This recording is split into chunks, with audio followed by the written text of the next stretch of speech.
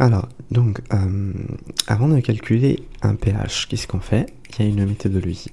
Alors, qu'est-ce qu'on fait? Attendez, voilà.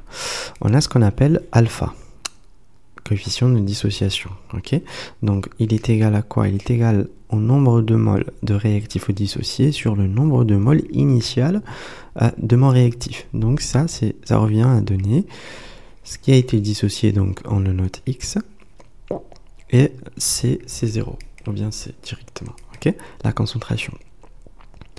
Donc ici, je parlais de nombre de moles, mais par rapport au tableau d'avancement, en fait, si j'utilise des concentrations, donc forcément, je vais mettre une concentration ici, ok? À la place de nombre de moles. Donc, pour mon pH, la première chose à faire, donc, Ka ou bien Kb, ça dépend si par exemple j'ai un acide plus H2O qui donne quelque chose, je mets Ka. Si j'avais une base plus H2O, donc je mets Kb, ok? Voilà. Moi dans le cas général, je vais mettre Ka, ok, sur C0, c'est-à-dire sur la concentration initiale de mon acide. En fait, je calcule ça, qu'est-ce que ça va me donner? Alors la valeur en fait, je vais la comparer avec 10 puissance moins 2. Alors, si cette valeur de Ka sur C0 est inférieure à 10 puissance moins 2, si elle est inférieure à 10 puissance moins 2, en fait, alors, si elle est inférieure à 10 puissance moins 2, on va dire que mon acide, il est faiblement dissocié. Et je peux considérer que mon acide est faible, que j'ai un acide faible.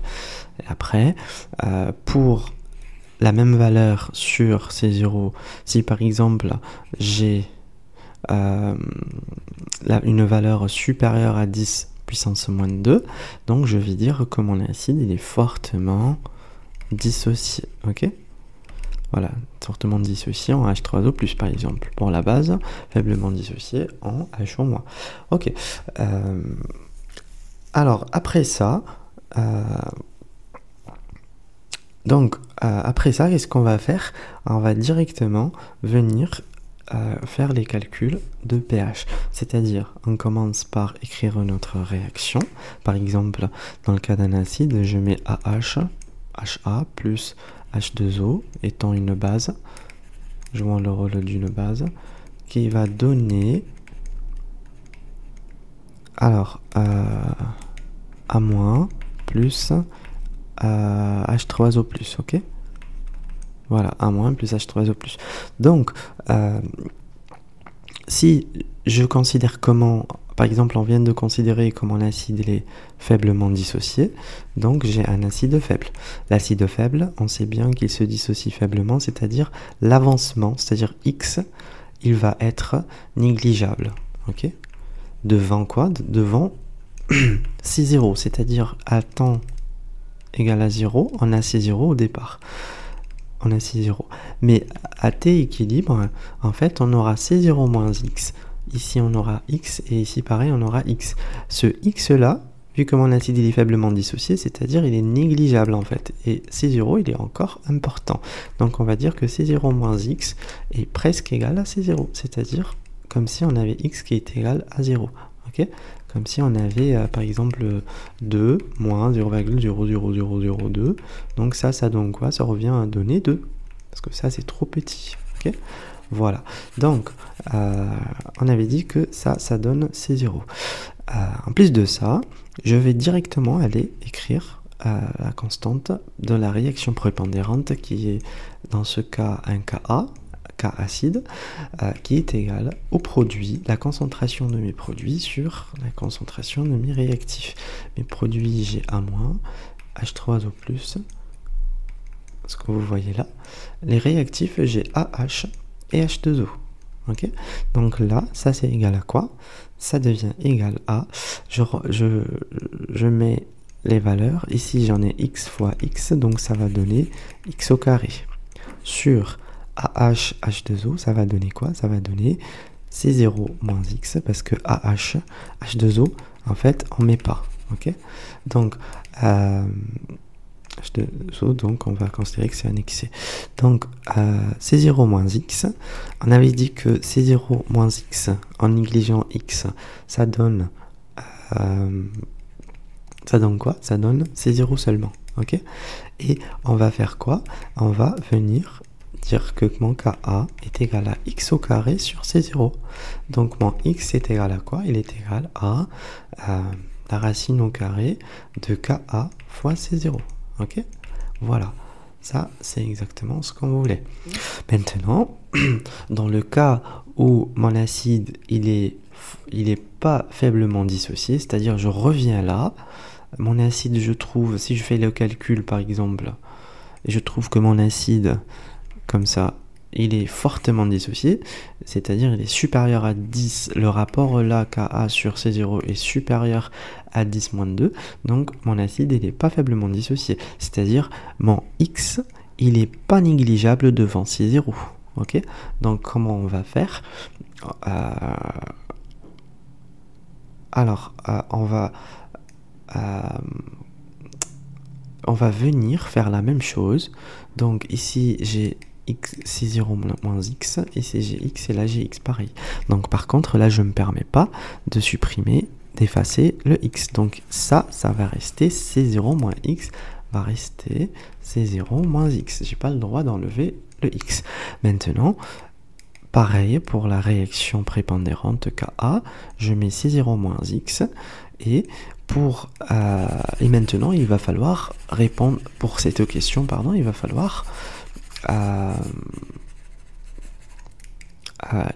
résoudre une équation, résoudre le delta, une équation du second degré.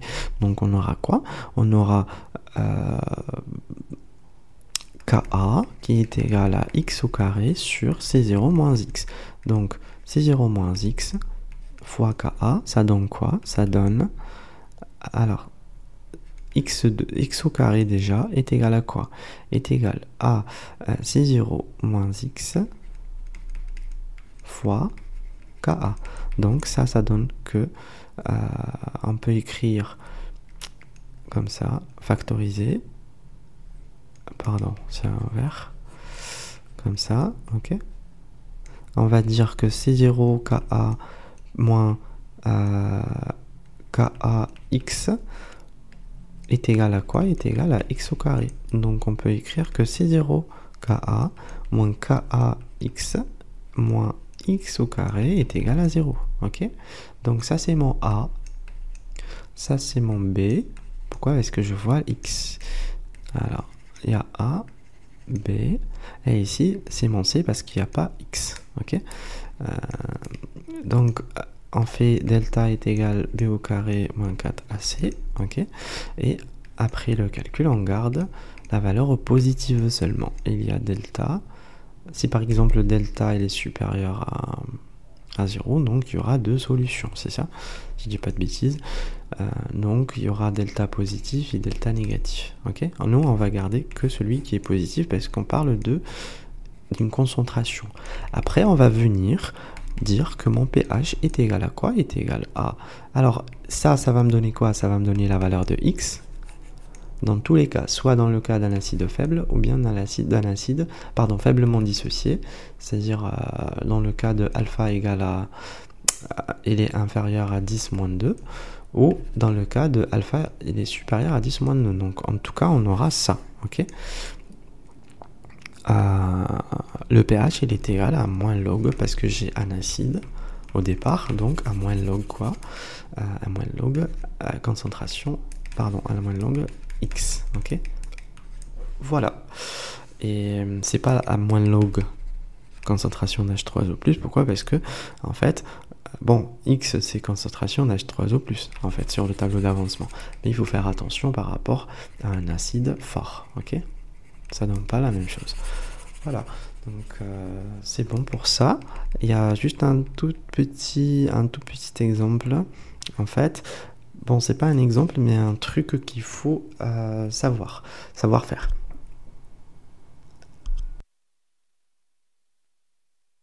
Ok, donc par exemple, si on me parle de dissociation, si j'écris ma réaction d'un acide fort, par exemple, qui se dissocie en H3O+, plus ma base conjuguée, donc à l'instant, à T0 par exemple, on avait C0.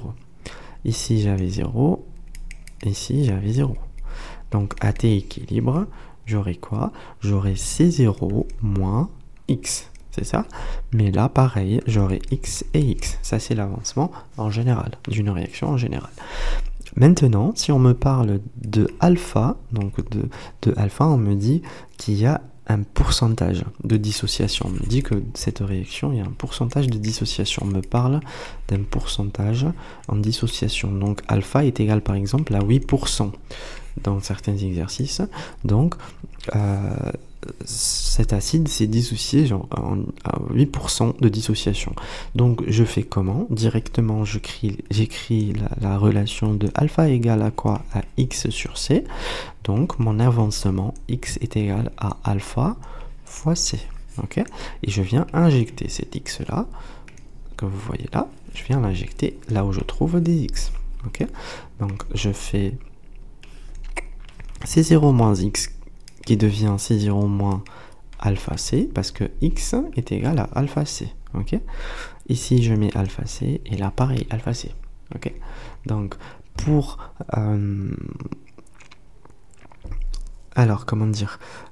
Ça, en fait, c'est le tableau d'avancement quand on a alpha, c'est-à-dire 8%. Ok? Donc, il faut faire attention à ça. Il ne faut pas oublier de le mettre dans le tableau d'avancement. Ok, voilà, parce que après normalement quand il faut faire des calculs, donc la concentration par exemple en H3O+, que vous voyez là-haut, celle-là, la concentration on sait bien qu'elle est égale à x, et elle est aussi égale à alpha c, est égale à alpha c. Donc si par exemple j'ai mon C0 est connu, donc qu'est-ce que je fais? Je multiplie les 8% fois C0, ok, ça va me donner mon H3O+. Okay, donc il ne faut pas oublier, parce que si par exemple on met x directement, il y en a peut-être qui vont dire que ça c'est égal à C0, ok, et ça c'est pas juste. Voilà, normalement après cette vidéo, il y aura une vidéo sur un résumé sur tout ce qui est acide, comment on fait pour calculer les pH, acide fort, base forte, acide faible, base forte, dibase, diacide, ok. Voilà, donc je vous dis à la prochaine.